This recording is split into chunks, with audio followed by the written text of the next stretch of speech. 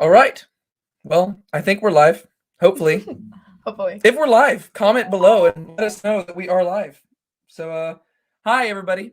My name's David. I'm also checking my phone right now just to, make sure that everything's going according to plan. But if you're here, it looks like I think we got 3 people so far. So, Hello. hello, 3 people who are unnamed. Thus far. Thus far. Yeah. Hello, everybody. Oh, Barbara. Hi. Barbara, hey. You gave me this shirt. I like it. Yes. Yeah, I forgot to mention this. This is a shirt that Barbara sent me from the Museum of the Bible. If you remember last week, we were talking about this. She's a volunteer at the Museum of the Bible. And That's so cool. she sent me the shirt, which is nice because I always refer to myself as a Bible nerd on the channel. And so that's actually really cool. Hello, Debbie. I'm going to put y'all's names on here real quick just so that, maybe it'll motivate people to comment and say hi. But yeah, so hello. Yes, thank you, Barbara. Nice shirt. Ooh, That'll Preach says hi. Hello, That'll Preach. Hi. I do think that will preach, whatever it is. But yeah, so hello, everybody. Welcome to another live stream. I'm glad that y'all are joining in with us. And it's my pleasure to introduce to you Miss Hannah Hopkins. Hi. It's great to be here. Excited to meet everybody. Hannah, how's your day been? My day has been really good and relaxing. Yeah? Just did a couple chores. If my mom's on here, she's gonna be like, "You didn't do that many chores." Uh-huh. I did a couple chores, some homework. It was really a relaxing day. Got some reading done. Yeah. Cool. Well, if you're watching this right now, be sure to let us know how your day was or anything. The more you comment in the live stream, the more it'll let people know, or it'll let YouTube know this is worth watching, and so it'll send people this direction. But yeah, let us know how your day's been going and stuff like that. Barbara says hi. Hi. Look at that. Yeah, so I guess we have a few little things we can talk about while we're waiting for people to tune in, and then we'll eventually get to the big thing today. Hello, Terry says, from Minnesota. Yeah, hi from Minnesota. Hello. That's one thing I really like about YouTube is that it allows you to just connect with people all over the place, and I just think that's really unique and it's cool. Like you can just be talking to people right now and I can be interacting with them. I mean, you can do this on the phone. Yeah. But we can develop these communities that are kind of like a ministry. Hey, Brienne. Hey. Hello, Brienne. That's fun. Hello. Hi. Yeah, so let's see. What were the things I wanted to talk about? Okay, first off, let me just tell you what we're doing today. I feel like that's probably a good thing to start off with so that if you're watching this video later, I'm not just rambling about a bunch of mindless stuff. Today, we are starting the first in a series of videos that I am hoping to call Testimony Talks. And the only reason I'm calling it that is, well, first off, there's 2 reasons, I guess. One, it's an accurate title for what we are doing because we are talking about testimonies. This is true. And 2, it's alliteration. And, I'm a Southern Baptist, and so we have to alliterate everything. And so Testimony Talks seem like that is the appropriate title. And what I'm going to do is basically, it's not going to be a weekly thing because I just don't necessarily have time every single week to do this. But as often as I can, typically, hopefully on Fridays, I'm going to try to have different friends come on and join me here, and they're going to share their testimonies with us. And I just think that'd be really cool. I really enjoyed interacting with y'all, talking about my testimony and stuff last week. And so I just thought it'd be really fun to kind of start doing that. And the reason why is this. First and foremost, I think it's just cool to hear people's stories. But in particular, whenever you actually examine the text of Scripture, you realize how important testimonies are. I mean, literally, what are the 66 books of the Bible other than testimonies about who God is? When you have the Old Testament, you have all these prophets and everybody saying, this is what we've seen God doing. This is what God's told us he's going to do. And it's all just them testifying to who God is. When you get to the New Testament, the first 4 books are the Gospels. And that whole thing, it's eyewitness testimonies. Matthew and John, they were themselves eyewitnesses to the events that they're describing. Mark was presumably a follower of Peter and also a friend of Paul and stuff. And so he was interacting with eyewitnesses, and Luke seemingly went around asking people their eyewitness testimonies about who Jesus was, what he did in their lives, all that stuff. And then whenever you get to Acts and all the epistles and stuff, these continue to be testimonies. These are the testimonies of the apostles saying, this is what God has done. This is what he is doing. This is what he will do. And so literally the whole Bible, the whole thing is a compilation of testimonies. And so I thought it'd be really cool to have friends on so they can share their testimonies. Obviously, these are not at the same par as Scripture, and we're not claiming to be, but there is this validity to sharing one's testimony and their experience with God throughout their life. I mean, you go to the book of Acts, and you have Paul. I think he shares his testimony twice. It's actually found in there 3 times, because the first time it's actually the story taking place, and then later on he recounts it 2 more times, and that just serves to tell us that testimonies are very, very important. And I just thought it'd be really cool, and it's also an opportunity for me to get together with friends and hear their stories, because obviously as a group of believers we kind of learn one another's stories as we're living life alongside one another. But this is a cool opportunity for me to just be like, hey guys, come on my YouTube channel and just tell me everything. Yep. Not everything. You don't have to tell me everything, but I don't know. It'd just be kind of cool. And then it's also useful for me to be able to look back and just see, I don't know, my friends' stories. And I don't know. I just think that's really cool. And so if anything, maybe this is more of a self-serving series than it is anything else. But yeah, Hi, Lisa Lisa. Dollison. Oh my gosh. Hello. That's so exciting. Hey. Hi. Glad you could join us. But yeah, and so we are going to get to Hannah's testimony today. And so eventually I'm going to hand it over to her. But while we're continuing to wait for people to kind of tune in, there were a few things that I did want to tell you. Because one thing, first and foremost, is that this is not just going to be about testimonies. We will also have a Q&A time at the end of this video. And I'm planning on kind of doing that in all of these testimony talks, because last week, at least, we had a really fun time answering questions. I mean, they weren't deep questions or anything like that. You're more than welcome to ask deep questions, but it's just kind of fun, and it allows me to get to know you as a viewer. And that's just something that I do appreciate, because obviously I can't get to know every single one of you subscribed to this channel, and we're never going to be able to achieve the level of closeness that you would expect with like a church family. But I do want to get to know y'all. You know, I don't want it to just be like a one-sided thing where you just sit down and listen to me talk. I do appreciate y'all actually taking the time to watch this channel and listening to me ramble forever. And I'd like to get to know y'all as well. I'd like to know who you are. I'd like to know where you're from, what your story is. And so if anything, maybe this is just a launching point for us to get to know one another as well. And so be sure in the live stream, just interact with us. Interact with her testimony. If you have any questions, feel free to ask them. We can answer them along the way, or we'll save them for the Q&A. Yeah, and also just right now, if you have any questions you wanna ask, throw them in there, and we will answer those at the end. Maybe if it's really important, write like a Q and then like a colon, and then put the answer. You know, and it can be anything. It can be about her testimony. It can be about me. It can be about God. It can be about the Bible. It can be about China. And I just won't know the answer, but you can ask anything and we can try to give our best answer. Oh my gosh, look at that. Chris Anders is joining in too. Hello, Hey, Chris. This is so exciting. A lot of these people that are tuning in right now, these are friends from church. And so this is very, very exciting. And then also another exciting thing is that I am actually going to do a giveaway later tonight after Hannah shares her testimony. I am going to do a giveaway, and I got this book for today, Can We Trust the Gospels by Peter J. Williams. That's going to be what we're giving away later. And that's because last week, y'all were suggesting that that might be a fun thing to start incorporating, and I agree. And y'all were saying that y'all would like for me to start, like if I did giveaways, it'd be useful for y'all if I sent out books that have benefited me personally, or something that's been useful for me in my Lives of the Apostles series. Because currently, if you're new to this channel, you might not know this, but I have been doing a series covering the lives of the 12 apostles, where we're going through them from 3 different angles. We're talking about their lives according to their fictional storylines in the TV show The Chosen, and then what we know about their lives from the text of Scripture, and then what we might or might not know about their lives from the early traditions that developed in the church. And so y'all were saying that for giveaways, you would love for me to maybe send books that have helped me with that study. And that's cool. So this is a very useful book. And so I will be giving away one of these later on, assuming anybody participates. Yeah. If y'all don't participate, then y'all don't get it. And then one other thing I wanted to announce before we actually get to Hannah's testimony is I just wanted to remind y'all that in February of 2023, I will be joining with Brandon Robbins and The Snipe Life, both 2 YouTube channels that also cover The Chosen content. Both amazing YouTube channels you should go and subscribe to after this video, not right now, unless you open up a new tab or something.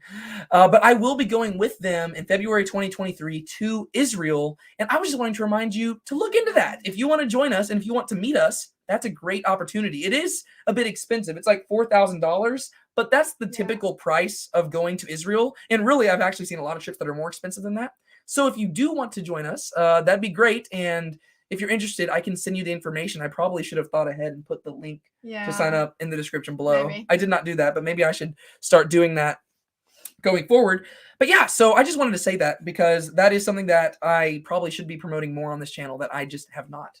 Maybe I can do some sort of video where I just like break down my favorite places in Israel or something. Yeah, that would be I cool. don't know. Yeah. But all right, I think that's all the announcements I have. And, we're 10 minutes in, so that means it's probably about time to get to the main point of this video. So, Hannah, would you like to tell us your testimony? Okay, great. I'm so excited. I have not, this is horrible, but I have not told my testimony to a large group of people in a long time.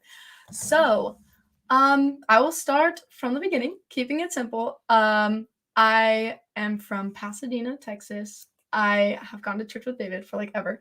But I am 18 years old and I was born into a very wonderful Christian family, extended family, close relatives, all Christians. We all went to church, which is really great. And so I just kind of grew up in our church, First Baptist Pasadena. I grew up there since I was a kid. And just go every Sunday. I really loved to go to church. It's always fun for the little kids, it's always fun. And basically I would just go and have a good time and go home. And my life was really average, like really good, easy, average life. I was a happy kid. 2 really great parents. They provided everything that I could ever need for me and my 2 siblings. And so it was really, I'm just always been a really happy-go-lucky kid. So I just went to church all growing up. And when I was 9, I went to a summer camp that our church still hosts, Wind-Shaped Camps for Communities, which is based in Georgia. It's just a Christian summer camp. And I heard the gospel there. I had heard the gospel all growing up, so I kind of knew the story of Jesus and everything. And at camp, I decided to give my life to Christ, and I asked him to come into my heart, and he saved me, and it was awesome, such a joyous moment. And then I went and I got baptized in our church, and then... Who baptized you? Do you remember? John? Okay. Yeah. See, also, the reason why I ask is because I made the joke last week that I was baptized by John the Baptist, and so I wanted to see if you were also baptized by John the Baptist. All right. Okay. Yeah. No, I was baptized whenever I was 9, and then I went and continued living my happy-go-lucky 9-year-old life. Not much changed. I was just 9. You weren't a partier at 9? No. Oh, I was a massive rager at 9 years old. No. Okay. So I just continued living my average play in the dirt life at 9. And then, as I grew up, not much changed. I was just kind of growing up, teenager life. Everybody changes a little bit, going through normal teenager stuff. And I just kind of let my life go the way I wanted it to go, because whenever I decided to ask Christ into my heart whenever I was 9, a lot changed for me because I knew I had Christ with me. I had the assurance of my salvation. I had the assurance of having somebody with me all the time. That's kind of what you're taught as a kid. Like Christ is your best friend. That's what you're taught like now. But Christ is your best friend. He's with you all the time. And so that's like the main thing that changed for me after I got saved. But other than that, my life pretty much looked the same. So as I was growing up, I went through the same teenager phases that everybody else went through, junior high, high school. And in high school, I started to realize that maybe I started to doubt my faith. I was 9. I didn't have that complete 180 that I heard people talking about that was like, they had this huge tragedy or, this loss, and that's what brought them to Christ, and their life completely turned around and all these things. So I began to doubt if my faith was legit, because I thought, well, I didn't change that much. Yeah. Things were kind of the same for me. But that's also a testament to God, and part of my testimony is how much God has blessed me with my amazing family and being raised in the church. That is a blessing to me that not everybody has gotten to experience growing up. So that's main part of my testimony. But that did cause me to think, maybe was my salvation legit? Did I really understand fully, like, accepting Christ? I think that a lot of people deal with that when they accept Christ at a young age. They begin to think that just maybe, sorry, I just saw John the Baptist. They just think that that just maybe their faith is less legit than they thought. So I sat down and I thought about it for a while, and when I was 15, I decided that I wanted to be 100% sure of my salvation because I was just doubting, and I did not like that. To prefer to not be doubting that. So I decided to say that prayer because I found myself, in church every Sunday. They do the call to the altar. And everybody who wants to be saved, they pray the prayer. You repeat after me, kind of thing. And Say I magic found words. myself every Sunday repeating that prayer. Just in case. Just in case. Because I wasn't sure. So just in case, I had myself repeating that prayer every Sunday. So I finally came to the conclusion at the age of 15 that this is the last time that I would be praying that prayer. And I wanted to be sure that it was good and that it was serious. That's where we kind of mislead people with the whole prayer thing. I've never liked it. I mean, I think I talked about this last week in ours. I don't like the whole sinner's prayer thing because it's just it's one of those things where it kind of misleads people to where they think it's the words. And it's no, it's your heart behind the words. And I don't know. That's just something where I find that very common with so many people that get saved at a younger age, and even at an older age, they still find themselves saying that prayer just in case, just in case. So I decided that was going to be the last time that I said that prayer. And so I did, and I was reassured of my salvation. I talked to my father about it. He's a really great Christian man. I talked to him about it. I talked to my parents. I made sure that I was accepting Christ and that I understood the full extent of it, because I think at 9, I maybe did not understand the full extent of being a Christian and what that means. And even up until now, I've just realized everything that means. So I think it's something that we learn throughout our entire life. Oh, really? Yeah. So after I turned 15, that's whenever I realized, after I reassured my salvation, I realized that was, that's my life needed to look different at this point, because at this point I'm old enough that I had made my own choices and I wasn't just playing in the dirt anymore. So I decided that, my friend group needed to have a switch up. I needed to be serious about my Bible reading, etc. But, as a 15-year-old, sophomore year of high school, I got a little busy and I didn't do all that Bible reading. I was sure of my salvation, so that's good. But because of that, I also didn't feel the need to be in the Word all the time. I was I'm saved. Cool.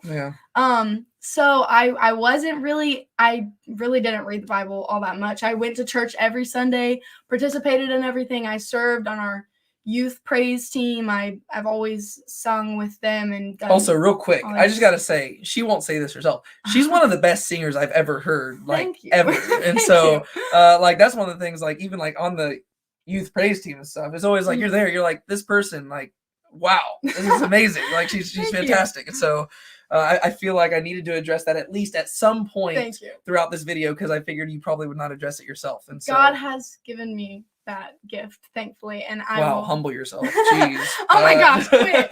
Okay, anyway, like I was saying, I sang on the youth praise team. I did all the things that were right. I served with the church, and I went to church Sunday, Wednesday, any other kind of time, and I loved going, and I had all of my friends were from church, but I really was not in the Word at all. I really did not know any of the context of the Bible. I didn't think it was that important. I just didn't think about it. I just had other things to worry about as a teenager in high school.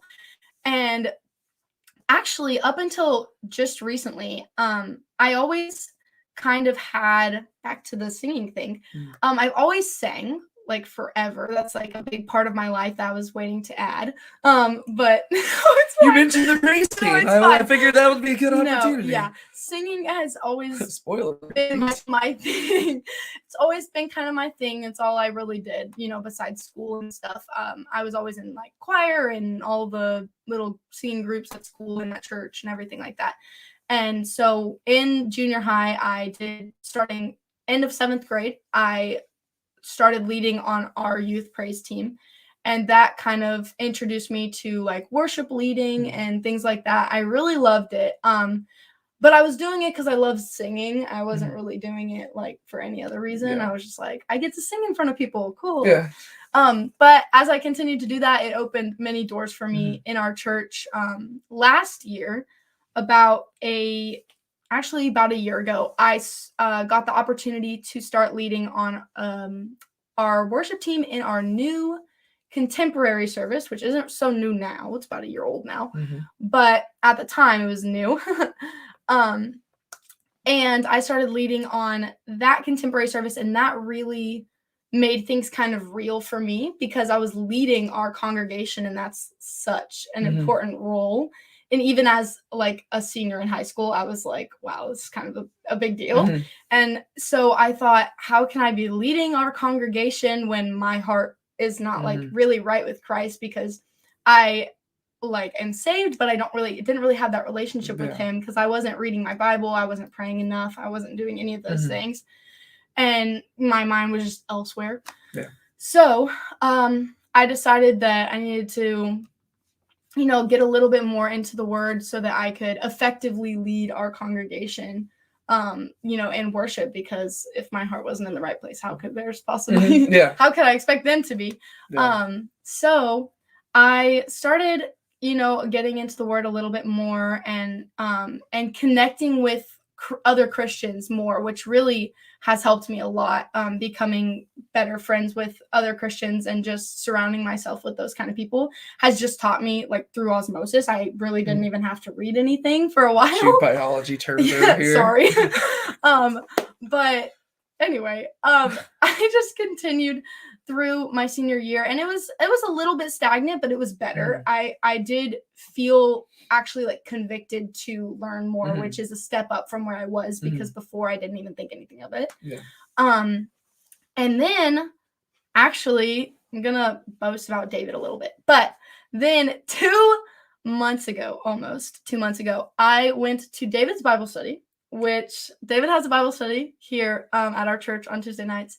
And I went to it 2 months ago, which I have gone to David's Bible study many a time, even whenever I was in high school, I did. But now I went 2 months ago, and we are reading through Judges right now. So that's something that I've never read through Judges, and I suggest that you all read through it because it's pretty interesting. It will definitely get you interested in the Bible if you're feeling a little bit stagnant. So for me, my trouble was always finding like time. Like, there's always time, but making time to read the Bible and pray and meditate on those things. And I just thought that there were more interesting, not more important, but more interesting things to do. And so whenever I went to your Bible study, I started reading. You always recommend that we read the chapter ahead of time. So I would read the chapter ahead of time, take some notes, make some questions for David, so that he doesn't have to talk the whole time, which he still mostly does. I still do. He still does. Which I'm sure y'all would think that. If you're subscribed to this YouTube channel, you know how much I tend to ramble. But anyway, I personally like it at the Bible study. So thank you. I went there, well, because just you have to talk so that everybody else will talk. But I did go to Bible study, and the first night I really just enjoyed Judges, because even it was the first chapter of Judges, so luckily I haven't missed much. But I was like, wow, this is really interesting. And I didn't realize that the Bible was interesting. I mean, to be frank, I always thought of it as like probably the most like boring thing I could read, because I like to read, but I never really thought to read it. And so we started reading Judges, and I was like, wow, this is interesting. I kind of want to get ahead. I kind of wanted to start reading ahead a little bit, but I didn't. I just read chapter by chapter, and I just kept coming to Bible study, and I didn't think this at the time, but subconsciously I was just getting more and more inclined to read through the Bible, and not only Judges, but other chapters, and and also spend time around other Christians, which is fellowship at Bible study is great. So if you're in town, I recommend you come. But yeah, so I just started coming to Bible study, and after about like 5 weeks of going, I just felt like I really needed to get into the Word, and I felt way closer to Christ than I've ever felt in my entire life. And I found myself praying like all the time, and reading, wanting to read the Bible, like even not just reading the Bible, but all the time wanting to like finding myself in any free time I had. I'm like, where's my Bible? Where's like, you know, and I just felt myself wanting to read that, and that has had such an effect on like everything in my life, which is crazy. It's kind of flipped my life upside down, actually, which is nuts. But before I went to Bible study, I made a decision. So I'm kind of jumping around here, but back to the music thing. Yeah, that's fine. I made a decision to. I've always felt God calling me to worship somehow, be on the worship team, be on the contemporary worship team. As in like music. New, yes, yeah. To music, worship music. So I recently finally gave in to the calling that God kept giving to me, and decided that I was going to become a worship leader or a worship minister, some would say. And so that completely turned my education goals around, my professional goals around. And that just kind of changed a lot of things for me. And I felt like since now I was going to become a worship minister, I had to really get into the Word because I need to know my stuff, you know? And that was making me feel closer to God as well, because I finally knew what He was calling me to do. And I was like, okay, I'm going to give you, you know, everything I can give you. And that's right around the time that I started going to David's Bible study. So it was perfect because I was also feeling encouraged by that to get into the Word. And so since then, I have learned so much about the Bible and have made so many new friends and gotten closer to old friends who are great Christian influences for me. And I've just learned a lot from the Bible, and like I said, through osmosis. So that is pretty much where I'm at right now. I am going into worship ministry. I'm studying the Bible all the time. I'm 100% sure of my salvation at this point. And I'm actively looking for opportunities to lead other people to Christ and bring people towards Christ. Yeah. Yeah. And I think that's a valuable thing when it comes to worship, like music ministry, especially. That's something that I'm personally, like, I'm not going into music ministry or anything like that, but that's something that I have increasingly, as I've just kind of been more in the ministry world more and more and just read the Bible more, I've realized that that's actually a very important role. And I think a lot of the times the way that our churches treat music is probably not in the best way. And so I think your mindset in this is really good, like where you feel like you need to be informed about Scripture, and you want to have a strong relationship with God and stuff, because a lot of the times we reduce music ministry to just standing up on a stage and performing. And with you have an amazing voice, and so you could easily do that. But the thing is, if you're actually wanting to minister, you need to make sure that you are in that right spot. And it's not saying you have to be like the most biblically versed person in the entire room or anything.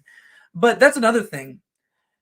Why wouldn't you want to be? No, you know, I like was about to say, but you want to be, Yeah, like I was taking notes. If you saw me like grabbing my phone and stuff while she was talking, I was taking notes on just little things to address because I didn't want to interrupt you too much. Of course. But one thing is you talked about like you didn't ever realize really that the Bible is interesting. And that's something that I really do want to teach people, because I think sometimes we reduce the Bible to just like a set of rules, and there are rules in there. Like some people will go to the opposite extreme and say it's not rules at all. You know, it's like, no, there are rules. There are clear rules. You need to follow them. But sometimes we reduce it to just like we just have a bad view of the Bible. Whereas I think it is the most interesting. It's, first off, even if it weren't the inspired word of God, it is the most amazing piece of literature in the world.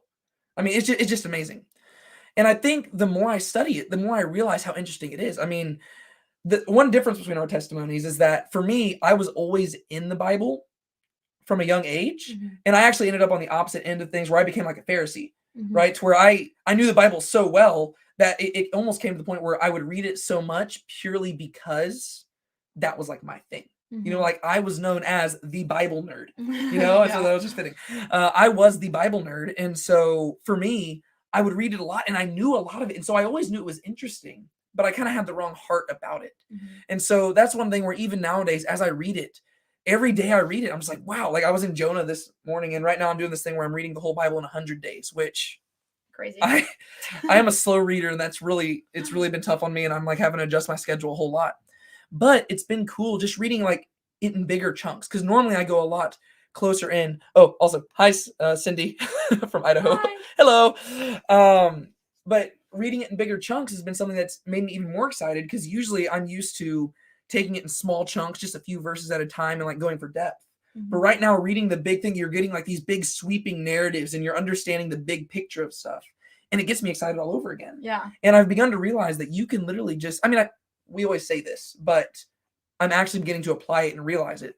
You can literally study the Bible every day for the rest of your life, and you'll always be learning more, and you'll always be getting excited about it. Mm-hmm. And some people might think that's a cliche, but it's cliche for a reason. Like that is the truth of how it is with the Bible. And there was something else I was going to say about that, and my mind just blanked. But I do not remember. I'll try to go back to it. But another thing that you mentioned was something that I thought was a similarity between our testimonies is the avoiding God's call. Yeah. Where you said that you sensed that God was kind of calling you towards something, and you avoided it for a while. And in my testimony last week, I shared that that was kind of the case with me. And I think a lot of the times that is how you know for sure that it is a calling. Mm-hmm. Because I think, first off, if God was calling you to something you wanted to do, he typically would not have to call you, because you would already just go do it. Yeah. And so he doesn't have to call you. You're already going to go do it. And so why would he need to? Usually, I think, and you see this in the Bible as well, whenever God's calling you to something, typically you're hesitant. I mean, you have Moses at the burning bush, and Moses is like, yeah, I don't want to do this. And God's like, too bad. Moses is like, I don't have a good mouth. And God's like, who made man's mouth? And you're like, okay. Like God basically just like takes away your excuses. And you see this again and again throughout all scripture. I mean, you have David, and he's this amazing guy, man after God's own heart. And God anoints him to be king over Israel. Yet David never does anything to like take the throne. Yeah. It actually seems like he does the opposite. It seems like he actually prefers the shepherd's fields. And he's grateful for the opportunity to rule, but he's always kind of just like avoiding it. Like he gets really close to Saul, and then like all of a sudden, like, oh, now he's a fugitive. Like Yeah. he's constantly doing stuff because he wants to also make sure that God is the one who puts him there. And I think that's also a good thing when it comes to a calling. And I think a lot of people as Christians, we almost overuse these words like calling and stuff like that. And we almost feel like we need, like every single person needs to have a specific calling by God. And I mean, there's people who debate on this. I don't necessarily think that is the case. Yeah. I think that if God was always directly calling us to one thing or another, why would we need the Bible? Because if like that's why we need it, right? I mean, like, what's the purpose of the book of Proverbs if God is always just telling us exactly where he needs us to be? The whole purpose of like Proverbs is to give us wisdom when we don't know what God's wanting us to do. He's saying, okay, well, maybe I'm not clear. Here's some wise choices that you can make to make sure that you're still staying in my will. And so I think the Bible does that very well.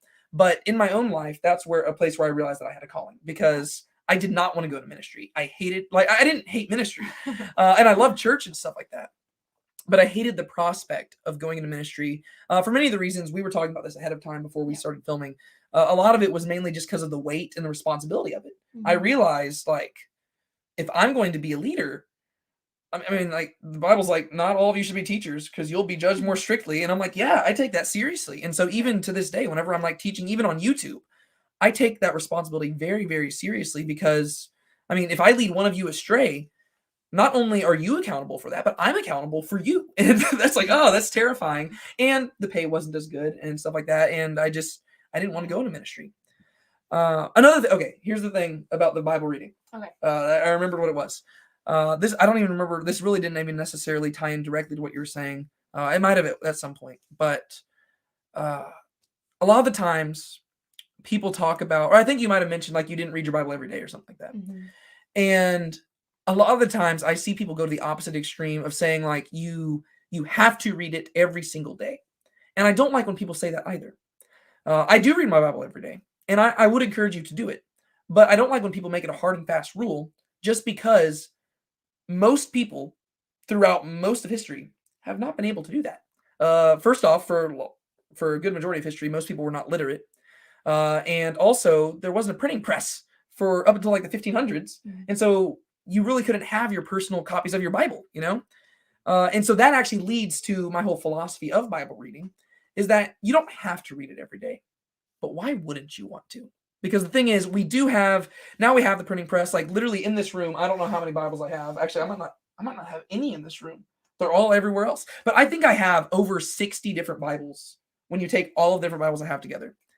And to me, the reason why I get all those is because we have God's word at our disposal at any given moment. Do you know what the apostles would have given to have their own personal copy of Scripture?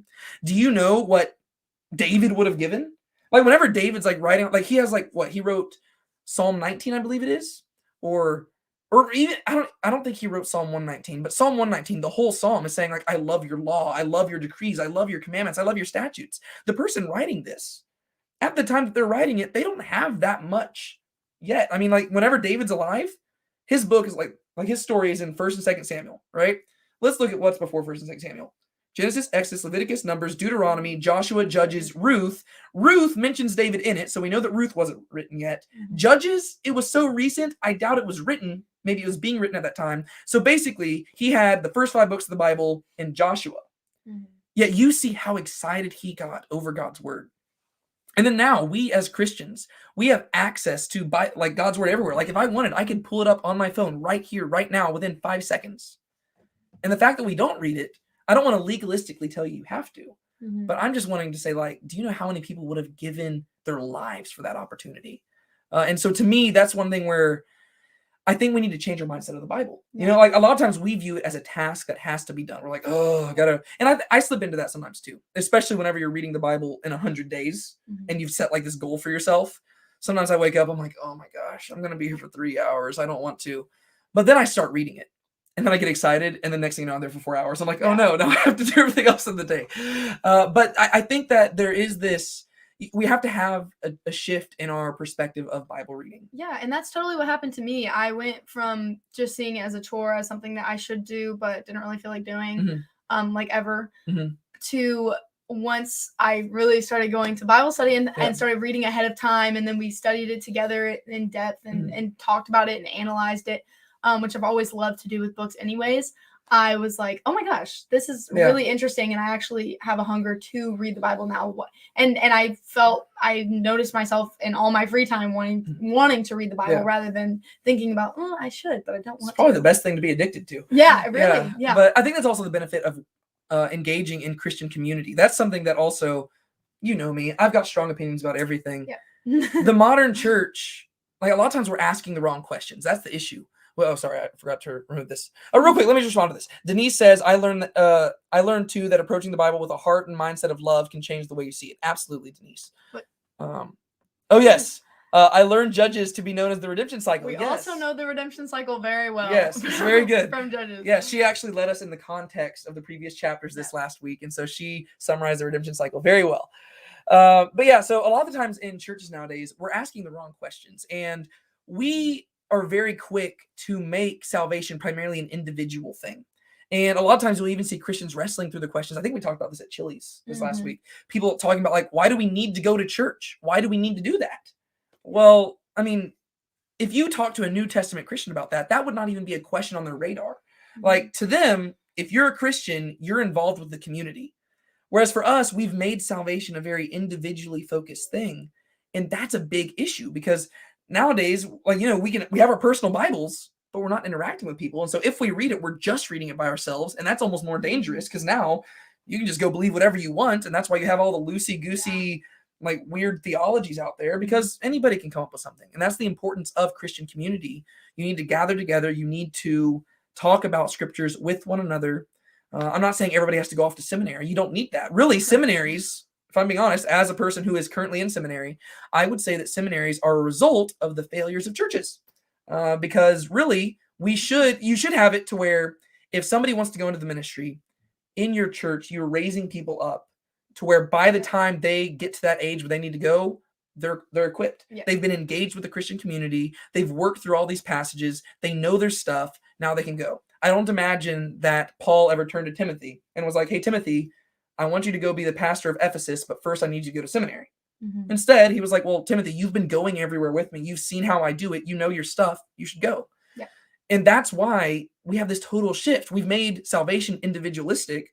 And so we have all these Christians who are disconnected. And then the scary part is that they've been disconnected this entire time. And then they're like, I want to go to ministry. He's like, whoa, hold up. You need to get connected first, wrestle through this stuff. And so that's something I really admire about your mindset with all this. You're saying, if I'm going into ministry, I need to have that that background. I need to have that backbone to this. Yeah, well, that's really good. If anybody's interested in worship ministry, I read a book called Worship Essentials that was recommended by one of our worship leaders at church, worship ministers at church, and I read it, and it told me all about like the power of music and how much, despite what many people may not realize, worship ministers have to know just as much, almost as much about the Bible as the actual ministers of the church do have to know, because music speaks so powerfully to so many people, because not only does it evoke, people to think about the songs, but it evokes lots of different feelings that people don't get from other kind of things.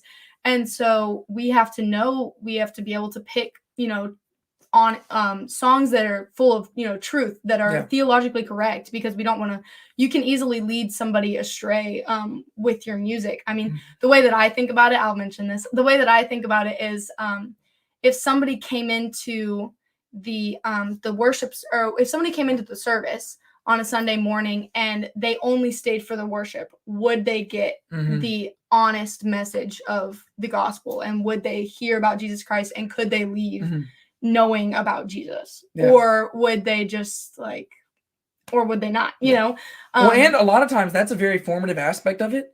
I mean, to me, me, I'm all about the lyrics. Like, I don't even really care that much about how the music sounds. I just want the lyrics to be good. Like, I want it to have good theology. And so that's something where, that's just something I just love. But having talked with people, you realize music does shape a lot. Like, one time I took one of my roommates at the time at A&M. I took him to this church that I was kind of helping out at, and he left, and he was like, that was some of the best preaching I've ever heard in my life. And I was like, so you want to come with me next week? He was like, well, the music wasn't really my style. And I honestly was kind of frustrated with him, and I was like, hey man, that's not the right mentality here. Like, you're making church all about you, and you need to, you admitted that this is good teaching. You should go. And the lyrics of the music was good stuff. But that interaction with him did serve to show me music does influence people. And it really does. That's one of those things where, personally, I would like to get people music should always influence you, but I want to get people past the point where they're going for the sound of the music more than anything. But that's going to be a harder battle to fight. And that's a long-term thing. And so the thing that we need more than that is really just to make sure that the people who are leading are giving sound stuff, because people are paying attention to them. And so I do appreciate that. I do appreciate that as well, because that's something that I want more worship leaders to be mindful of. And I know that my opinion is not as important to others as it is to myself, but I do think that's something that people really should be mindful of. Peace be with you. He asks, how do you go live? Well, I don't really know how to answer this, because it's going to be formatted differently on different YouTube channels, but there's usually a live button that you click, and that's how you do that. Well, let's see. Kleb G says, tell me what a church sings, and I'll tell you what they believe in. Absolutely. Yeah. That is 100% true. And that's something that I, once again, am increasingly convicted about. That's something that I write my own music. Big on that. Yes, even in church. Yes, she's had to hear me rant about this for years. There's some music where I'm just like, can't sing it. He's like, I'll skip that line. Yeah. I'm good. Oh no, literally, I will do that as well. No, I know. I will like the whole song, and I will be singing it. But if there's one line, I'm like, no, I can't sing that to God, because I don't feel right about that. And in a way, I'm a bit legalistic about that with myself. I don't want to hold everybody to the same standard, because I'm very particular about it. Like the Ecclesiastes, God's in heaven, you're on earth, let your words be few. I want to make sure that the things I'm singing to God are things that I truly mean. Yeah. But in general, I do think that this is a very true statement right there. Tell me what a church sings, and I'll tell you what they believe in. Because so many churches, you can listen to their music and you immediately know, okay, these people are only focused on people. They're not as much focused on God; they're focused on man. And that's, to me, one of my biggest concerns. There's a big distinction. I might have talked about this on the YouTube channel before. I don't know. I talk so much. Who knows? But there's a distinction between worship music and Christian music. This is something we talked about at Chili's this last week. Yeah. A lot of times in our services, I think we're singing a lot of Christian music, not necessarily worship music. We're singing a lot of songs that have correct Christian theology, but they're man-focused. Yeah. And I think that's a concern, because even in the Psalms, like you have some Psalms that start out self-focused. I mean, you have, my God, why have you forsaken me? But if you keep reading the song, you see that this is David stepping out of himself and turning the attention to God. And I think that's fine. But a lot of the songs that we sing, it's like we're praising God as a vehicle to praise ourselves. And that's very concerning to me. And so Kleb G, I do agree that that is something to address. Chris Anders. Hey, Chris. I couldn't read anything in 100 days. Chris, I actually 100% agree. I typically read very, very slowly. And actually what I've had to start doing is I read a psalm in the morning and a psalm after I finish the main text. I do all this in the morning. I read a psalm first, and then the main text that I'm reading that day, I actually listen to it, because as people complain about in my comments all the time, I talk very fast. And that's because I guess I process things fast. And so whenever I'm watching YouTube videos, I'm always on double speed. And so I do go a little bit slower when I'm reading the Bible, just to make sure I'm processing it all. But I do it on like 1.5. And so I've been listening to that, because that's allowing me to get through it a little bit quicker, because it makes me go a little bit more. Lisa, hey Lisa, she says music does change your heart, especially when it's based on Scripture. Absolutely. And that's the stuff that's going to stick in your head. I mean, that's what gets catchy. Yes. So you think about throughout the day.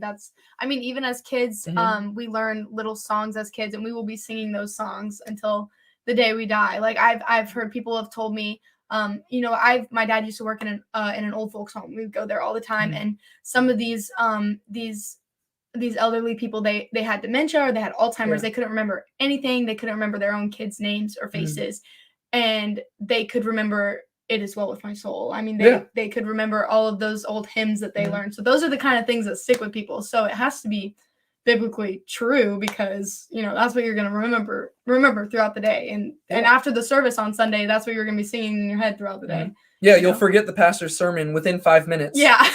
That's a whole other thing that I've got issues with. Should I get into it? I don't know. No, I probably shouldn't. I'll get into that another time. But you will forget the pastor's sermon about 5 minutes later, usually because we're just reducing it to principles. There you go. If we just taught the Bible, I think people would remember it more, because I'd like to think that we remember what we go through in Judges and stuff like that. Yeah, we do. But typically you'll forget the pastor's sermon, but you will remember the music, and that'll be stuck in your head for the rest of the week. Yep. And so the people leading worship, leading music, I always have a tough time. I want to call it worship, because that's what we call it usually, but technically worship is like anything that is seeking to glorify God. But those who are in music ministry in particular, I mean, that's something that you see how important it is even in the Bible. Like whenever you're reading it, like you realize like they're appointing specific people, you're leading. Be careful with it. I mean, the longest book in the Bible, not when it comes to chapters, not when it comes to words. The longest book in the Bible when it comes to words is Jeremiah, fun fact. But the longest book in the Bible when it comes to chapters is the book of Psalms. And it's a collection of worship songs. And so that lets you know how important the music we sing is to God. He was like, hey, I want this compilation of songs to me to be in here. And they're not all the same theme. They don't have that same stuff, but they're all praise songs. And so that lets us know that God does take this stuff very, very seriously. And so do you have anything else you wanted to add in regards to your testimony, anything you felt that was absolutely necessary to mention? No, I think we covered it all pretty much. Cool. Well, then I do have some other questions I'm going to ask you in a second. But before we do that, I guess we can do our giveaway. And it looks like we've only got 12 people tuned in right now. So good chance. So there's a good chance you might win this. I mean, you've got like almost a 10% chance of getting this. Yeah. And so let's do like an easy Bible trivia question. Okay. Just throw it out there. And once again, what we're going for, we're doing Can We Trust the Gospels, right? And so this is a book that's very useful. It's also very short, and it's, the text isn't that big. You can't see it because of the lighting. Oh, look, you kind of saw it right there. Boom. The text isn't that small, and it's actually a very easy read. It's like 130 pages, and the whole point of this is just kind of giving just different defenses for why the Gospels are accurate. And this guy, he manages to fit so much into this short little book that it's amazing to me. Like literally every page, you're just going to be bleeding out your highlighter, because it's fantastic, and I just really like it. And so what's a trivia question we can ask? Oh my gosh. My mind goes straight to Judges. Judges? Okay. Oh.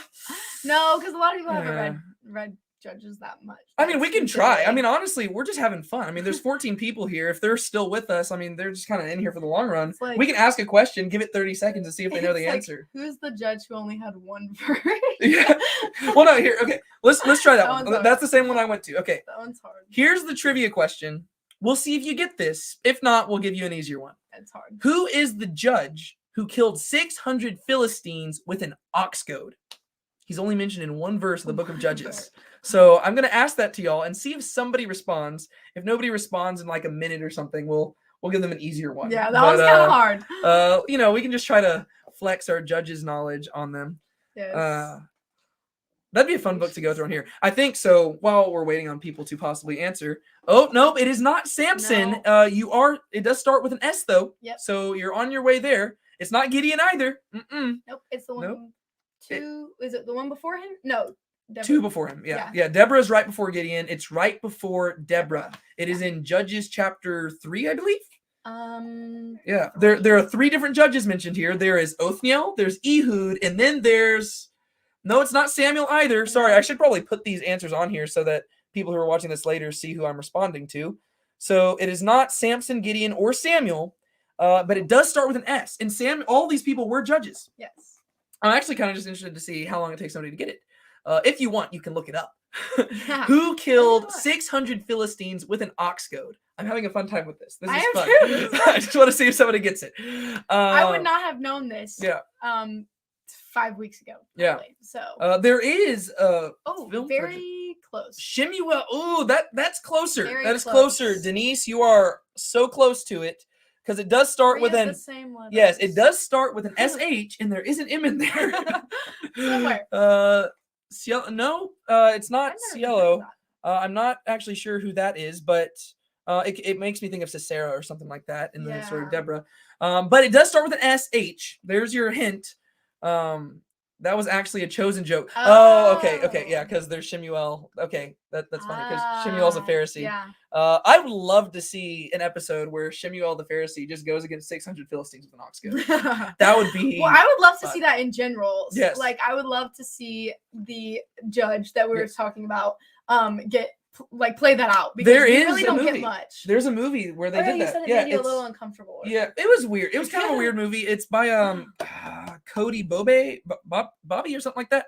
All right, we might have to come up with an easier question because this is it's kind of hard. okay. Well, while I'm talking about this, you can think of an easier question for it. Okay. Yeah, Thank I'm you. challenging you with it. LOL, I was gonna say Shemuel as a nod to the chosen. There you go. Oh, look at that. Debbie got it. Yeah. Debbie got it. It Right is before we change Shamgar. the Look at question. that. That was good. Yes. Okay, Debbie. Yes, it is Shamgar. I will send this to you. If you could, Debbie J, could you please email me at nowlet'sbehonest97@gmail.com. That's it. Now, let's be honest, 97@gmail.com. I do believe I have that email address in the description. So if you email me, just send me your address and I will have this sent to you. Yes, it is Shamgar. Denise says, go Debbie. And I agree. That was a deep hard. dive. It's only one Yeah. verse. It's one verse. It's in Judges chapter 3.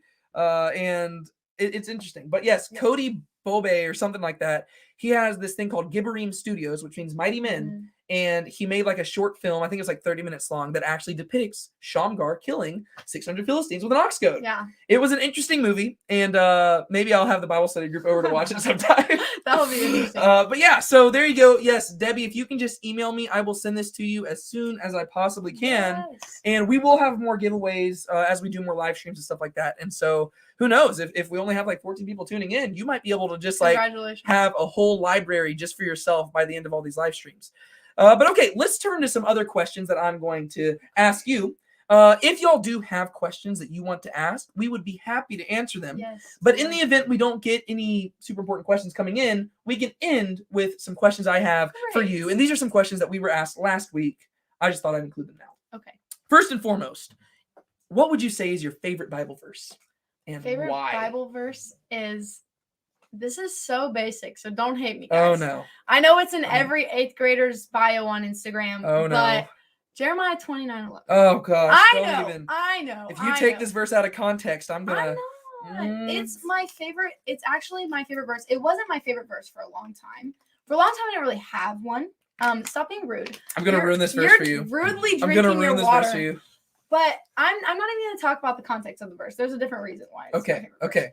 So my grandma passed away a couple months ago, and this is the verse that she kind of left for me to like lead me, which this is her favorite verse, and she's one of the most godly women I know. So if you ruin it for me, fine, but whatever.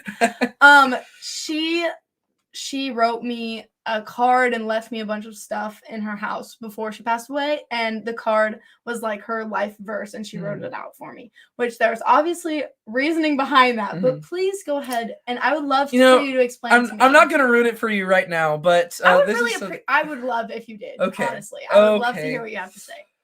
Oh, man. I don't want to, though. Now I feel bad. No, it's okay. But okay. Truly. Jeremiah chapter 29, verse 11.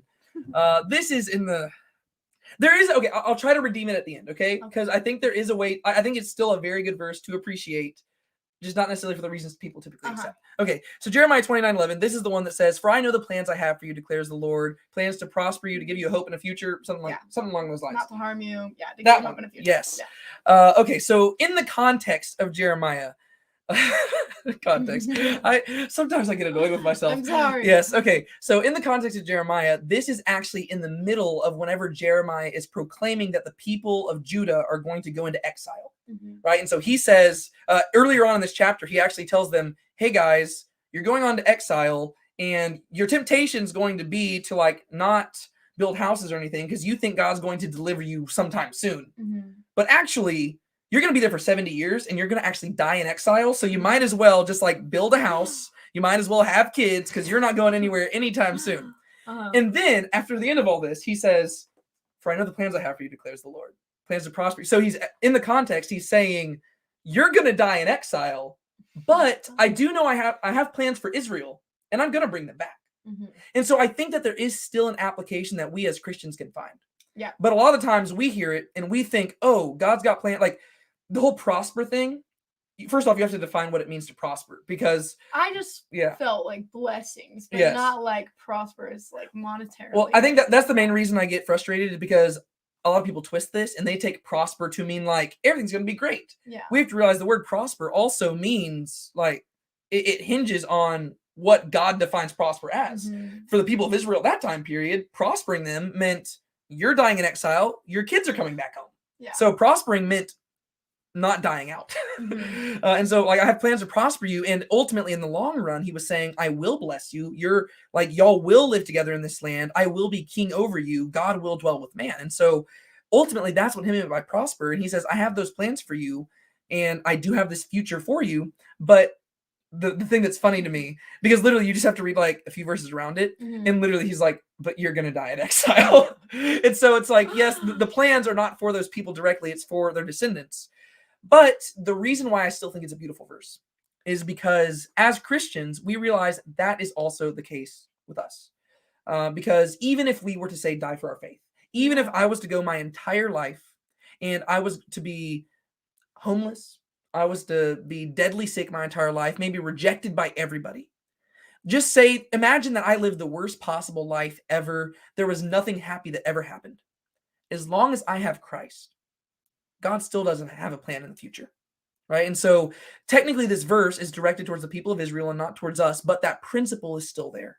Because even if we live the most miserable life, God still does have a plan in the long run. Yeah. And one day he will sit enthroned over us. God will dwell with us, and we will be able to live in that future, but it might not happen in this life.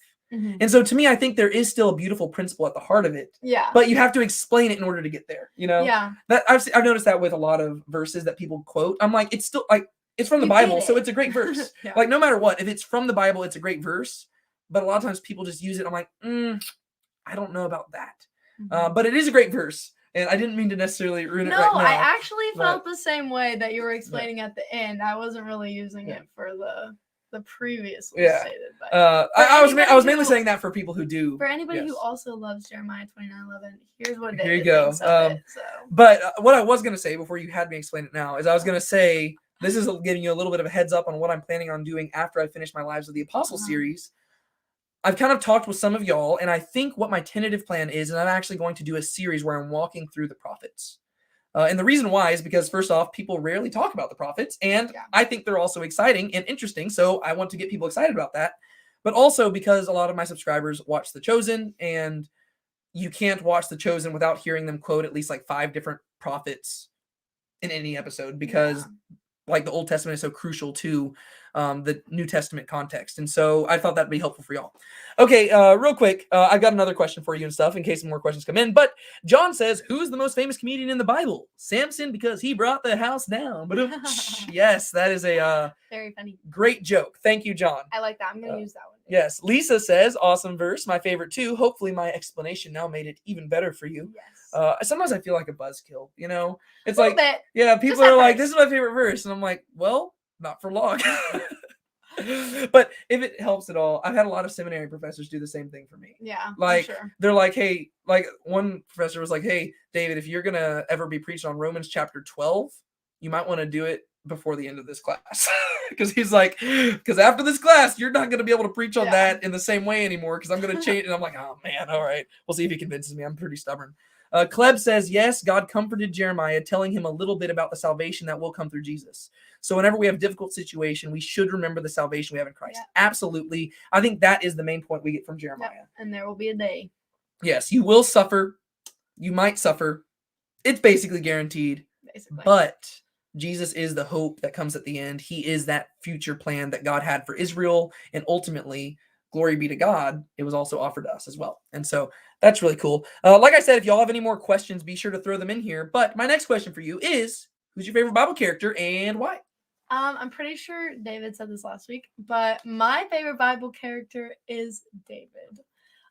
Mostly because I probably know the most about David, honestly, of any of the Bible characters in the Bible. And that's mostly actually due to an extensive Bible study that we did on David like years ago. I was like over the summer here at this house, right? Yeah, that's crazy. In the summertime.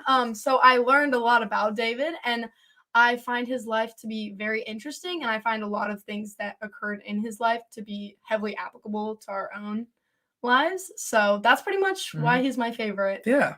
So he's great. This is because he's amazing. I mean, I think I made this joke last week, but I'm going to make it all the time. I think also one of the reasons he's my favorite is because we share names, and I just have a huge ego. And, you know, my pride is just like, I'm like, well, obviously, I mean, if there's a character named David in the Bible, he's got to be my favorite. I mean, he could be the worst guy ever, and at times he is. But, I mean, he's just a great guy. But no, I really do like David. I think he is fantastic. Do y'all like David? I'm trying to get people to interact more in the comments. Yeah, but, what do y'all think? yeah, David, he's fantastic. And, his whole story is so intriguing. I would love to see a TV show on David. Yeah. After The Chosen, I'm like, hey guys, can we get a David show going? I just don't know how many people would watch it because it'd be very bloody. Yeah, that's what Zebedee was actually telling me yesterday.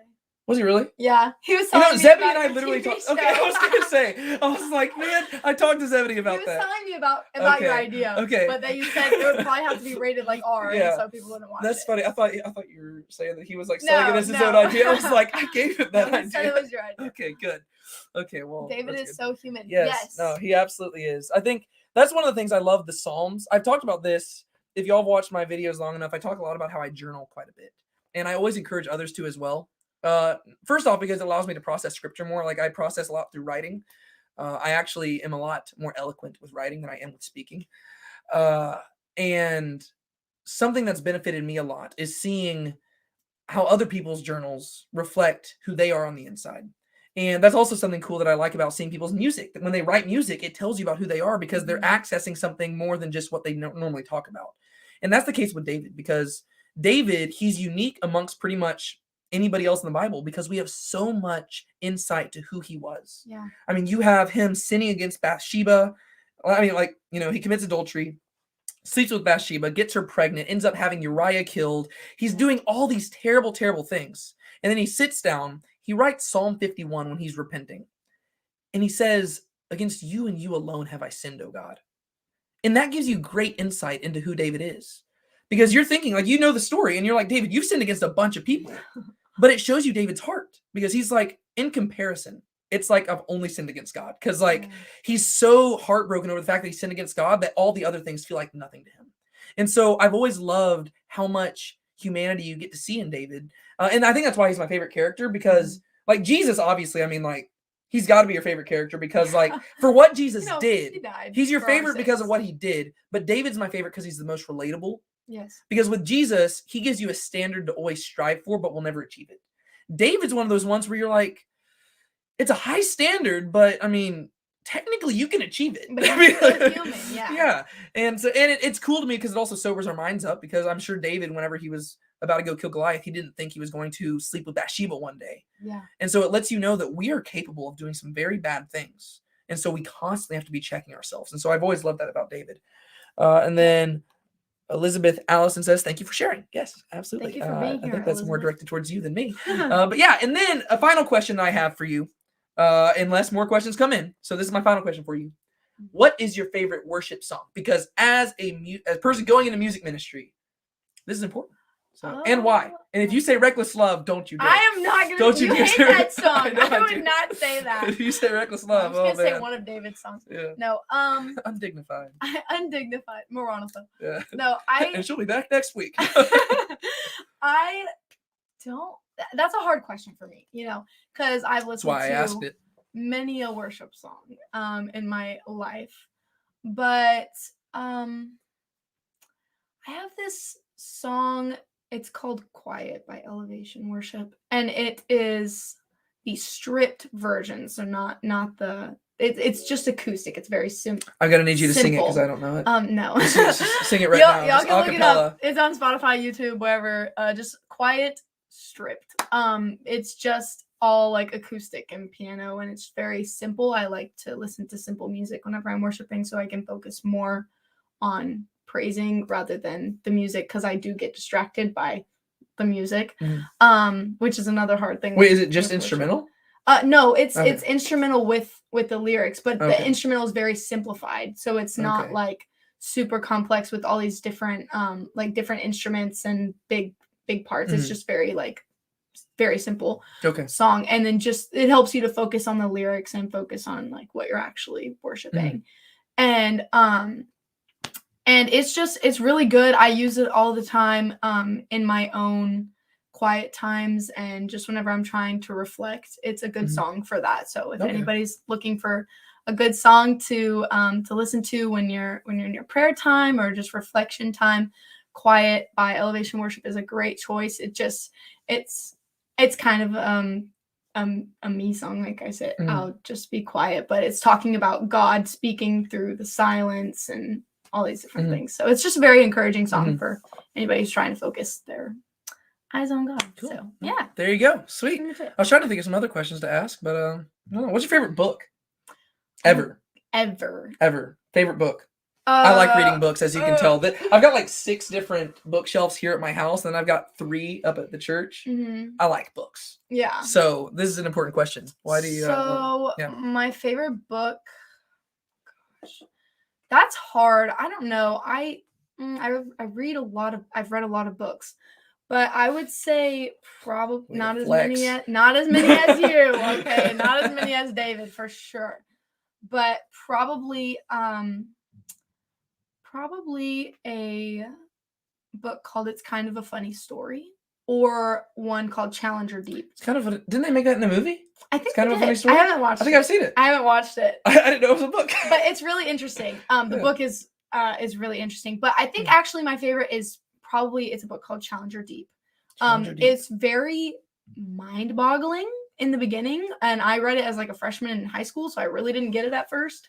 But it's kind of mind-boggling in the beginning, but it all really comes together in the end. And that's the most satisfying part of the book. Yeah, absolutely. It's about someone that has schizophrenia, which I personally am very interested in.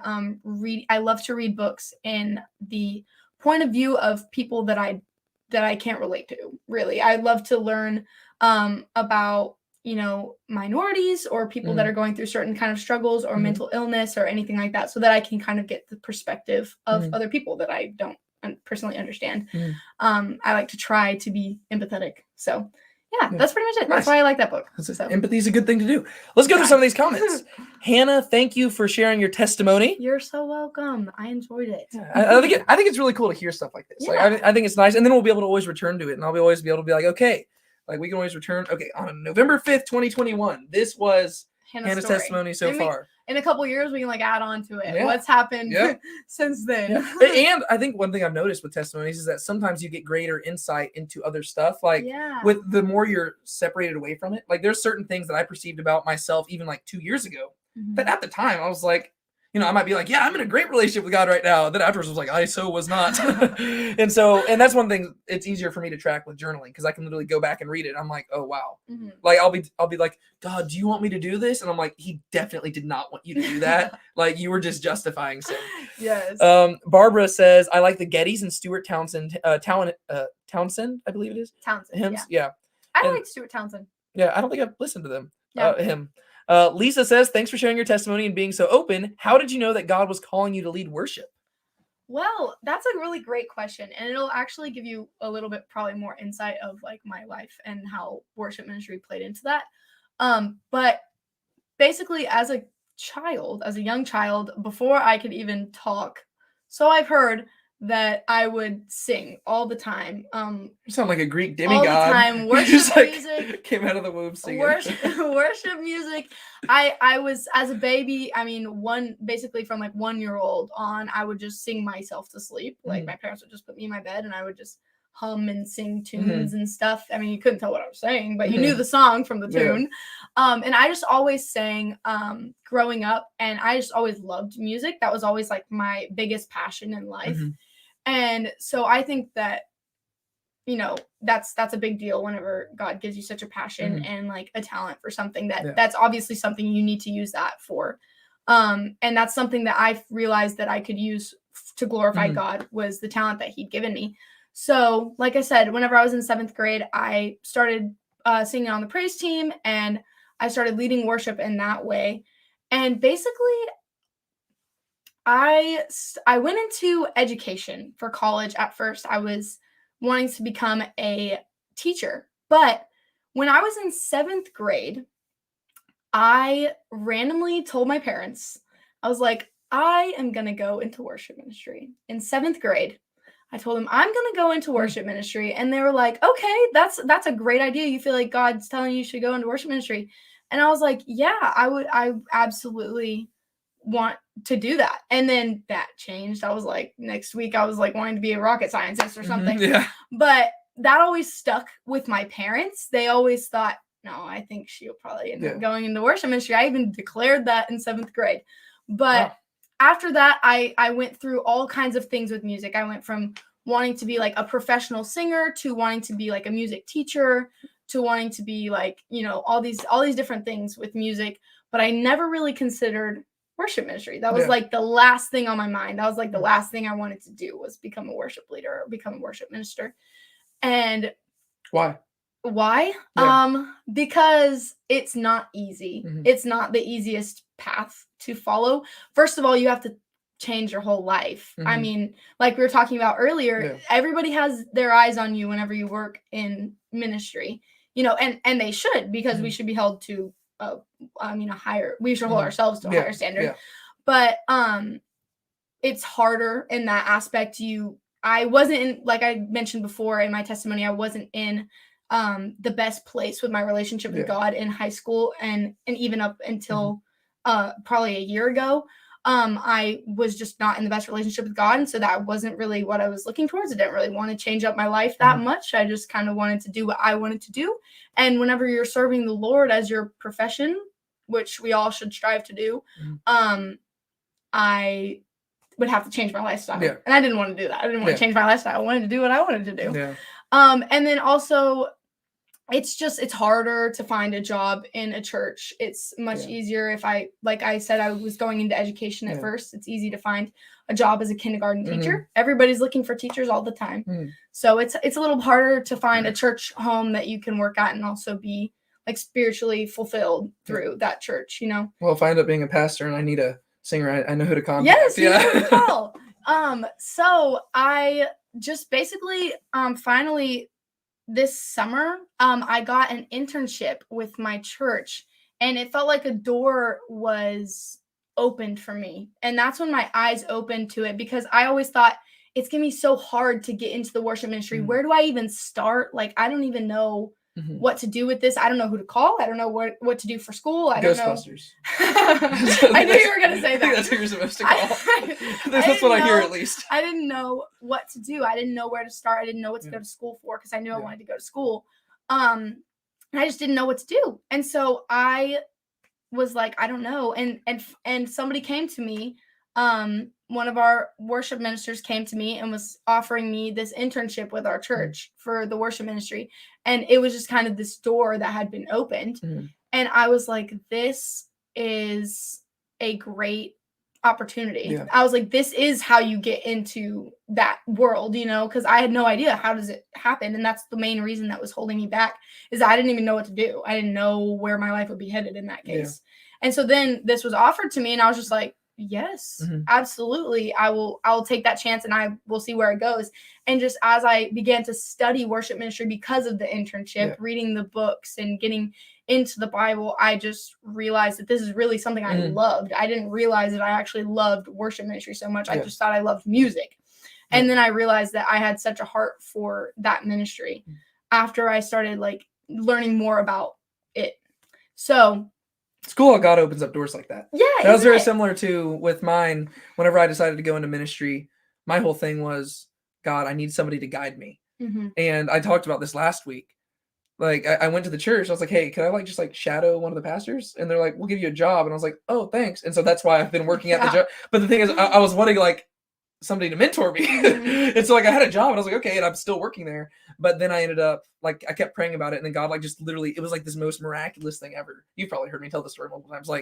I just encountered this guy, and he's like, hi, I'm a discipling evangelist. I'm like, well, that's an answer to prayer. But it's cool how God opens those doors. Yeah, it really is. And one thing I was considering, I was trying to think about if I was going to share this or not, but this summer I volunteered for wind shaped camps for communities, which is where I got saved whenever I was 9. Like I said, I volunteered for them this summer, and I met a girl who's going to Liberty University in Virginia, and she really turned her whole life around for worship ministry. She was on Broadway, and she was going to be singing and dancing on Broadway, and she was at a music school in New York, and she felt like God was calling her to worship ministry. She picked up and moved to Virginia to study worship ministry. And I met her, and I was really struggling with whether I needed whether that was my calling or not. And after talking to her, and I was like, man, our stories sound exactly the same. I mean, yours is way crazier because you were on Broadway. You were on Broadway, but it's kind of similar. And I was like, if she can do that, so can I. Yeah.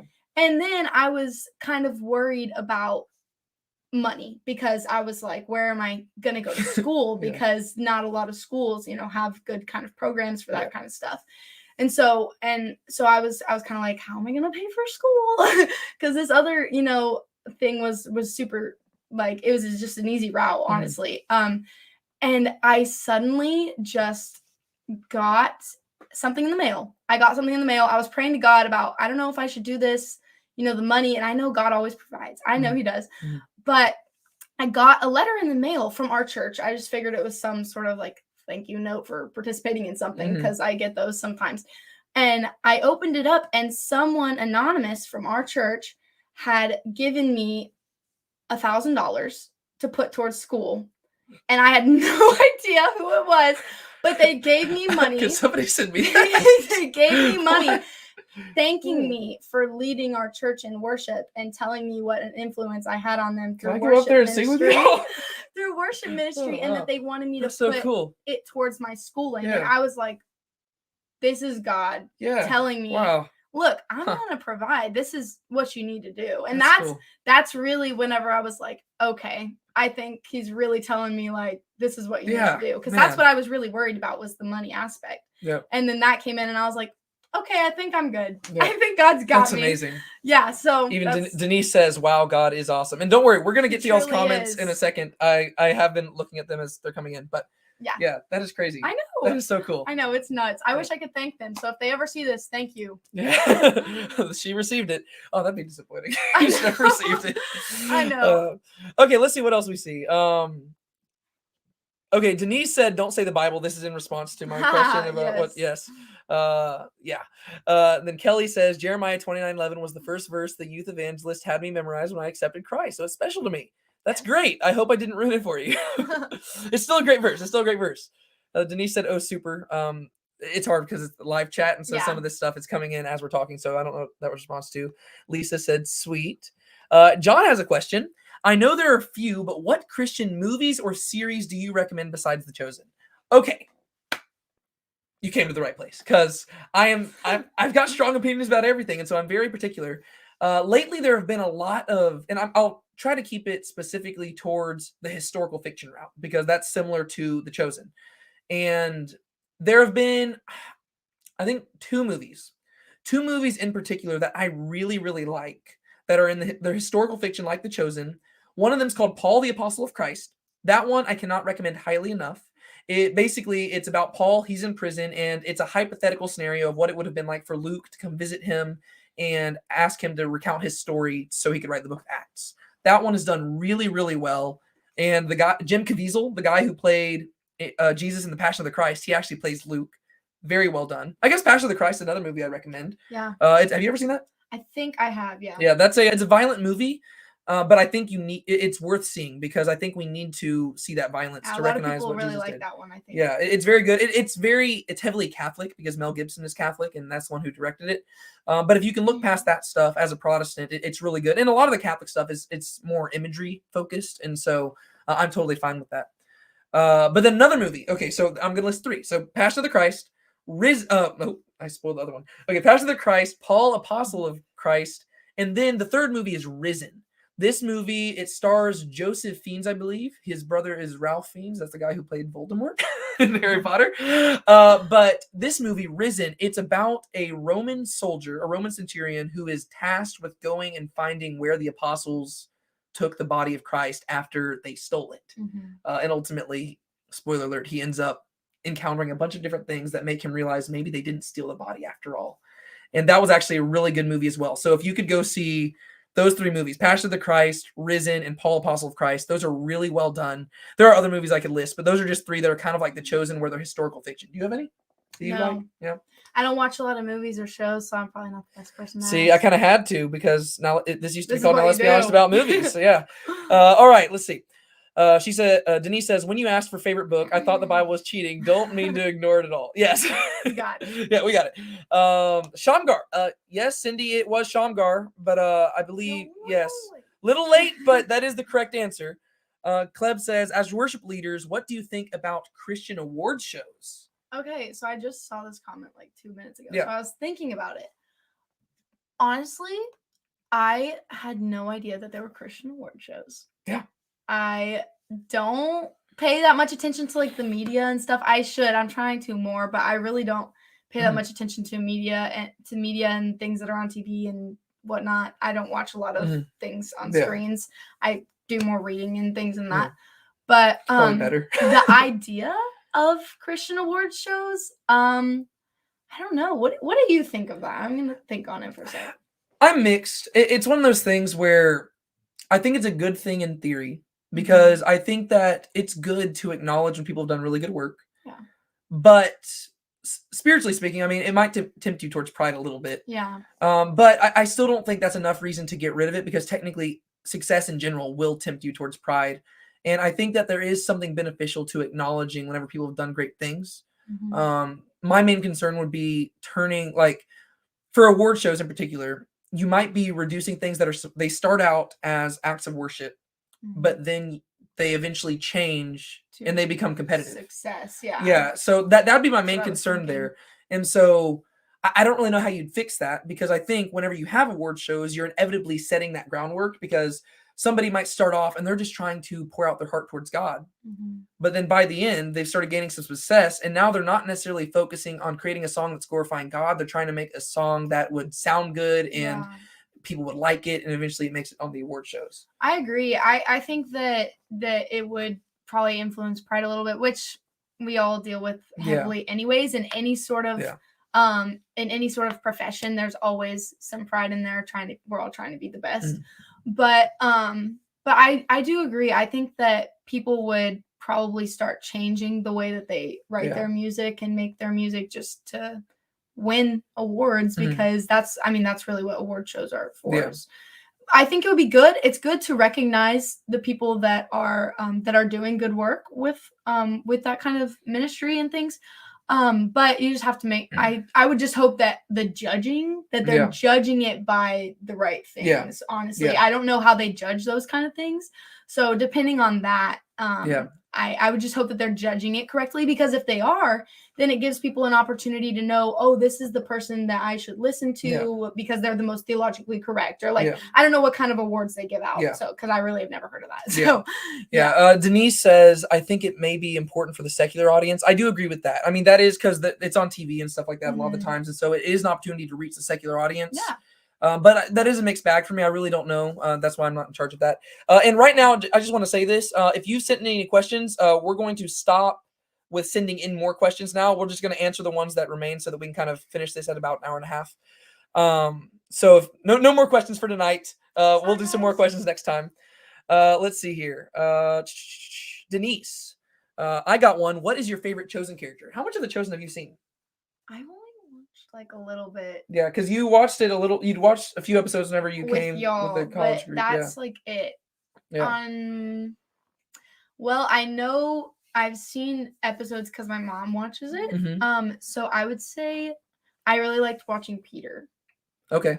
So His name's Simon. Simon. He hasn't been called Simon Peter yet. Peter. Stop. Like you're spoiling the show for these people. They Simon Peter. They didn't know that he was going to be called Peter, and now look at you just ruining it. I think they might have known. Maybe. Okay, Simon. He's cool. He's cool. He's cool. My favorite.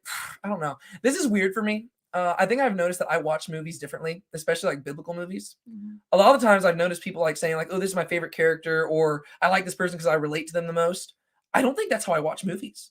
I think I just watch movies and I'm just like analyzing them. And I'm not necessarily like, I mean, I think inherently you do relate to people, but I think maybe I'm just built different. I don't know. I just always like analyze, like to where whenever I'm watching The Chosen, I'm not necessarily thinking who's my favorite. I'm more just thinking like, how did they adapt the scripture? Yeah. Is this accurate? Yeah. Like I think that's kind of my mentality with it, to where, and I still enjoy it that way. Right. It's not like it takes away the joy. Like because I get really excited. That's why I started this whole like thing where I'm talking about it. Cause I finally saw something that I could promote. Normally I've got strong opinions and I don't want to promote any of this stuff. I'm like, no, that's terrible. But I like The Chosen because it does it really well. But my favorite character, if I had to choose one, I had to do between seasons 1 and 2.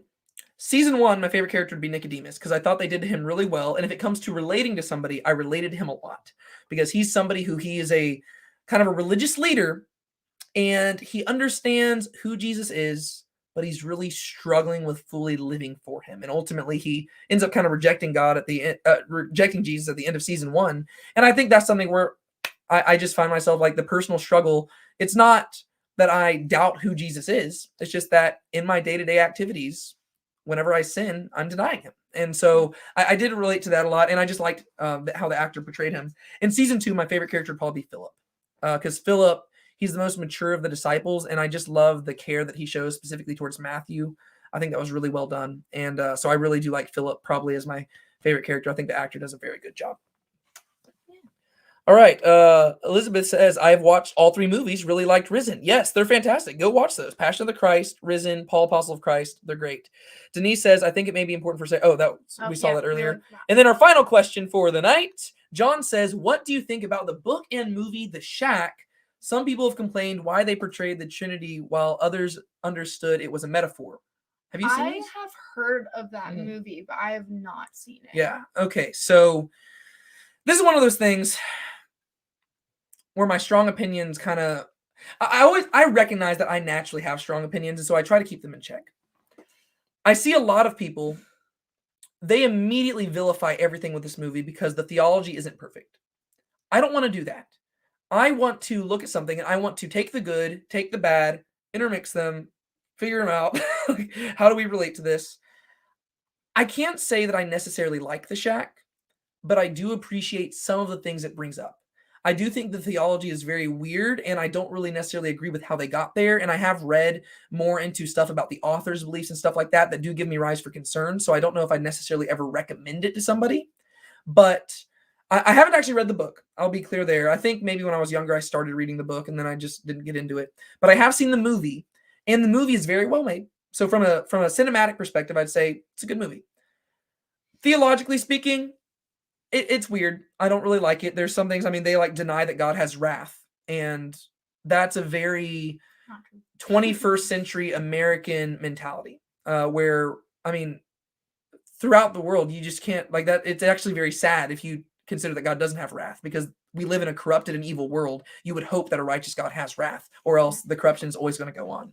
And so I don't like that. Really, the Trinitarian stuff is actually the least of my concern.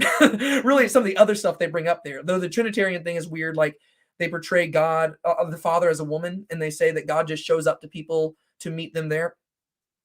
You're kind of right, but kind of not. Like, I don't really like that you're portraying like God as a mom, because that's not, whenever you're talking about God being the Father, that's not, because he doesn't do that. Like, he's not called the Father just because that's how he's trying to relate to us. There's a certain reason why, and there's theological reasons there. So I didn't really like that either. But I do think that there were a lot of questions whenever I saw the movie. It's been years since I've seen it. There were certain questions that it raised that I thought were intriguing.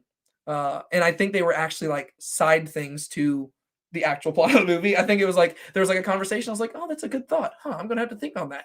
But as for like a lot of the reasons that people don't like it, I would probably agree with most of the criticisms, to where I wouldn't recommend it to other people. But there's a lot of things I wouldn't recommend to other people that I will watch, just because I like to wrestle through stuff like that. And I don't mind watching stuff I don't agree with. I mean, there's most of the things, I mean, strong opinions. Most of the stuff I engage with at all times is stuff I disagree with to some extent. And I'm trying to wrestle through that stuff because it allows me to figure out where I stand. And so I would watch it, and maybe if I was with a group, to where we could talk about it together, I'd watch it. But I don't know if I'd recommend it to somebody, just be like, hey, if you're like at home, just go watch The Shack, because I wouldn't want them to think that was like my seal of approval. Like, even whenever I recommend books to people, you'll know this about me, the more we get to know each other. I like to be very careful with words. The reason why I call this Now Let's Be Honest is because I want to be honest with people. So if I recommend a book to somebody, I'll be like, I agree with 70% of this. Like, I won't just like say, hey, it's a good book. I'll say, I agree with 70%. There's like 30% I don't really get behind. Now you can go read it and figure out what 30% it is, but I just want to let them know I'm a mixed bag. Or I'll be like, this is the best book ever, go read it. But that's pretty much only going to happen with the Bible. But yeah, so that's my opinions on The Shack. For a movie that I haven't seen in years, you would think that I wouldn't have that many opinions, but I'm David Tate, and I have a lot to say. Yeah, when did that movie come out? I don't know. I can look it up. I think when it came out, my parents like preferred me to not watch it. Yeah. So I think that's why I haven't seen it. Yeah. And then since then, I just didn't think about watching it. Yeah. The story's good, but yeah, the 2017. So. The theology is very wonky, and I don't mind watching wonky theology stuff because I already know. Like I feel pretty comfortable with where my theological beliefs are. And so whenever I'm watching weird stuff, I can like discern. Mm-hmm. But I think for different people, you just have to realize that some people, it's like the almost milk versus meat thing. Some people can handle milk. Some people can handle meat. Yeah. And I'm still, pretty young. So I have a lot of growth to still go about. But some people, if they watch that show, they would allow that to dictate their theology. And I would much rather them know the scriptures. And so my main goal in all ministry is to recommend, hey, let's know the scriptures well, and then engage with that stuff. And I'd say that same thing with The Chosen. That's why I started doing videos on The Chosen, because as much as I love The Chosen, I don't agree with everything in it. I mean, I don't think there's anything that I disagree with theologically. But there's some stuff where I'm like, I would have done it a little bit different or something like that. But the reason I started breaking down the episodes is because I think it's good for us to be able to discern what's biblical, what's not. And so a lot of my videos are just saying, okay, this is good. It's consistent with scripture, but it's not scripture. Because my main thing is we need to make sure people are versed with scripture. Mm-hmm. And back in Jesus' time, this would not have been as big of a deal because everybody knew their Old Testament. Nowadays, people don't know their Old Testament or their New Testament. They really don't know their Old Testament. And so it makes it a lot harder to engage with people because, like, whenever you're creating this Christian content, they might watch it and think that's biblical because they don't have that background. And so that's my main concern with a lot of that stuff. And so if I was with a group, I might watch The Shack just to, so we could talk about it. But I wouldn't recommend it to just a new believer or something like that. So There you go. There is my answer to that. And now it is 8:34. The questions have stopped coming in. And now there's 19 people here. What the heck? Now we have more an audience. Hey, everybody. I think I've noticed more people start tuning in after 8. Maybe I need to start doing these later. Yeah, but I don't want to do them later. 7's a good time. But all right, Hannah, thank you so much for joining me today. I really appreciate it. We're gonna have to have you on this channel more. I and love it. just doing different stuff. We'll come up with stuff. And Thank you all for listening to me. yes. And whenever we do some praise nights, I'm going to definitely have you over I here, would love to and be a you part get of to you get to lead us. That would be great. I would Because love that. I like singing, but her voice is like an angel, and mine is like Thank a you. my voice is like a guy singing. It's just a guy singing. It's very average. So yeah, thank you so much for being here with us. I appreciate that, and I don't have anything else to say. Thank you for listening to me. Also, don't let David downplay his voice. Also, his music is really good. Go find him on Spotify. Yeah, actually, I am Awake, probably the sleeper. best singer ever to stay on the face of the planet, and my music is just the greatest. And so, yeah. So Denise says, "Thank you, Hannah, for sharing your testimony," and Barbara says, "Thank you both." Barbara, I want to thank you also, because this shirt, I am loving it. I This also is love great. that shirt. I meant to Yes. compliment him This on it is earlier. a fantastic shirt. I really, really like it. So thank you, Barbara. And if anybody else wants to send me clothing, feel free. Where he is. I'm kidding. But yeah, thank you, Hannah, for joining us. And thank y'all for joining us as we talked. I've really enjoyed getting to know some of y'all a little bit more in the comments. I want to find a way to where maybe it's like we could learn their testimonies as well. That'd be really great. That would But be great. I don't know how to get there. We'll figure it out. But thank you so much for joining us. Yes. My name's David. This is Hannah. This is Now Let's Be Honest. And we will see you next time with whatever video I come up with. So be sure to keep a smile on your face, and don't let anybody steal your joy. All right. See y'all later. Goodbye. Ooh, can I end it? Oh, there